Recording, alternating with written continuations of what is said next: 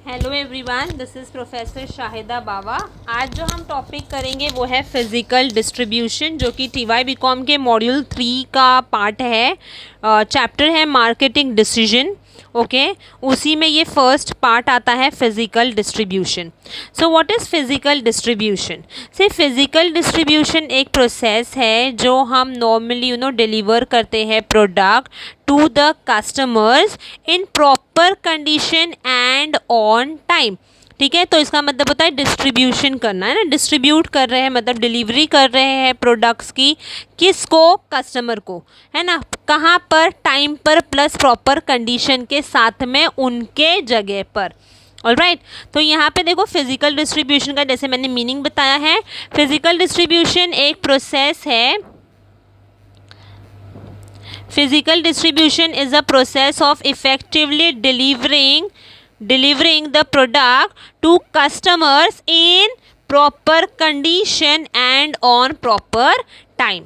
All right, अब हम देख लेते हैं फैक्टर्स इन्फ्लुएंसिंग फिजिकल डिस्ट्रीब्यूशन। सी फैक्टर्स जो है कौन कौन से हैं जो फिजिकल डिस्ट्रीब्यूशन को कहीं ना कहीं से इन्फ्लुएंस करता है। तो सबसे पहले है कस्टमर कैरेक्टरिस्टिक्स। सी फर्म में consider customer characteristics in the choice of channel. सबसे पहले देख लेते हैं, अगर तो मेरे कस्टमर ज़्यादा है, ठीक है, जोग्राफिकली यहाँ वहाँ हर जगह है, तो यहाँ पर कौन सा चैनल होगा? Indirect channel. For example FMCG product. तो कस्टमर कैरेक्टरिस्टिक्स ध्यान से देखना है।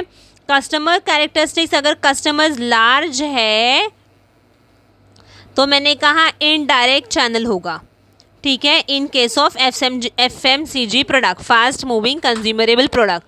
बट अगर मैं बात कर रही हूँ, अगर तो मेरे कस्टमर फ्यू है, ठीक है, जोग्राफिकली कॉन्सेंट्रेटेड है, तो मैं कौन सा चैनल इस्तेमाल करूँगी? Direct channel. For example industrial products.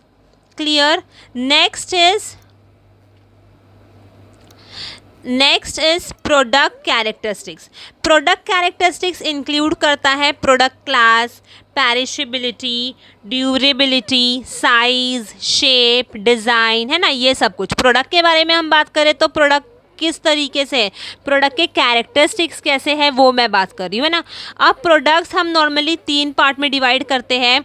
एक तो है highly price product, for example luxurious product, ठीक है। फिर हम बात कर सकते हैं FMCG प्रोडक्ट, एंड दूसरी हम बात कर सकते हैं पेरिशेबल प्रोडक्ट, ठीक है। अगर मैं लग्जरियस प्रोडक्ट की बात कर रही हूँ तो लग्जरियस प्रोडक्ट में क्या होगा? Luxurious item, for example Rolls Royce ले लो, है ना, तो यहाँ पर 1 और 2 शोरूम्स ही उसके होंगे, ठीक है। अगर मैं FMCG की प्रोडक्ट की बात करी तो इनडायरेक्ट चैनल होगा, because the buyers are in large numbers. अगर मैं पेरिशेबल प्रोडक्ट की बात करी तो पेरिशेबल प्रोडक्ट तो 1 या 2 दिन के ज़्यादा रह नहीं सकते हैं, वो स्पॉइल हो जाएंगे, है ना। तो यहाँ पे किस तरीके का तुम्हारा प्रोडक्ट है और किस तरीके से चैनल जो है वो होना चाहिए, इसके बारे में एक्सप्लेनेशन दिया हुआ है। Next is companies profile. See companies profile की जब हम बात कर रहे हैं तो कंपनी का कॉर्पोरेट इमेज क्या है, ठीक है। तो कंपनीज कॉर्पोरेट इमेज, कंपनी के पास में क्या क्या रिसोर्सेज है, and the capabilities also affects the channel, है ना। अगर तो कंपनी के पास में बहुत ही लिमिटेड सेल्स फोर्स है तो क्या होगा? इनडायरेक्ट चैनल होगा, ठीक है। अगर फर्म की इमेज मार्केट में बहुत अच्छी खासी है, ठीक है, तो वो डिस्ट्रीब्यूट करेगा अपने पर्टिकुलर स्टोर्स पर। अगर तो company has a strong distribution network, ठीक है, फॉर एग्जाम्पल अपना शोरूम है, ओके, अपने खुद के डिस्ट्रीब्यूशन व्हीकल्स है, तो वो क्या करेगा? डायरेक्ट चैनल होगा। ऑलराइट, तो companies profile, limited sales force है तो इनडायरेक्ट। अगर स्ट्रॉन्ग डिस्ट्रीब्यूशन नेटवर्क है, खुद का शोरूम है, खुद का डिस्ट्रीब्यूशन व्हीकल है, तो direct channel. Done. Next is competitor strategy.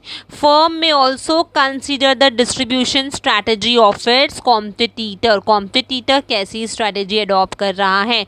For example see all the marketers of FMCG product uses indirect channel, ठीक है। और जहाँ पर हमने बात किया इंडस्ट्रियल गुड्स का, तो कॉम्पिटिटर भी वही स्ट्रैटेजी अडॉप्ट करता है, डायरेक्ट चैनल का। Done. Next is area coverage. See, area coverage and the location of the market also determines the channel selection. यहाँ पे मार्केटर जो है sales throughout the country, है ना। अगर तो मतलब जैसे मैंने कस्टमर कैरेक्टरिस्टिक्स बताया, अगर जोग्राफिकली डिस्पर्स्ड है तो इनडायरेक्ट होगा, अगर जोग्राफिकली कॉन्सेंट्रेटेड है तो वो लिमिटेड होगा। सेम जैसा हमने कस्टमर कैरेक्टरिस्टिक्स में पढ़ा था वही सेम हम एरिया कवरेज में भी बोल सकते हैं। Next is middleman characteristics. See the characteristics of middleman such as उसका स्ट्रेंथ एंड कैपेबिलिटीज़ तो भी कंसिडर करना पड़ता है ना, ठीक है। फर्म जो है may distribute the products through sold selling agent, okay. अगर वेयर हाउस है, शोरूम्स है, डिलीवरी व्हीकल्स है, ठीक है, तो मैं गो फॉर इनडायरेक्ट चैनल्स। और sometimes retailer may be reluctant to stock goods with higher prices. Price क्या है मुझे हाई करनी है तो वो क्या करेगा, डायरेक्ट चैनल से डिस्ट्रीब्यूट करेगा, ओके। तो मिडिलमैन कैरेक्टरिस्टिक्स का स्ट्रेंथ एंड वीकनेस बहुत ज़्यादा इंपॉर्टेंट रखेगा। Alright, next is economic condition. से इकोनॉमिक कंडीशन तो for sure influences the channel selection. During recession, middlemen may be unwilling to stock new product unless they are provided with extra incentives. अगर agent है तो वो क्यों खाम अपने ऊपर इतना सारा नया स्टॉक लेकर रख देगा जहाँ पे पता है कि मार्केट में रिसेशन चल रहा है, लोग सामान नहीं खरीदेंगे, तो मैं सामान क्यों सेव रखूँ, है ना।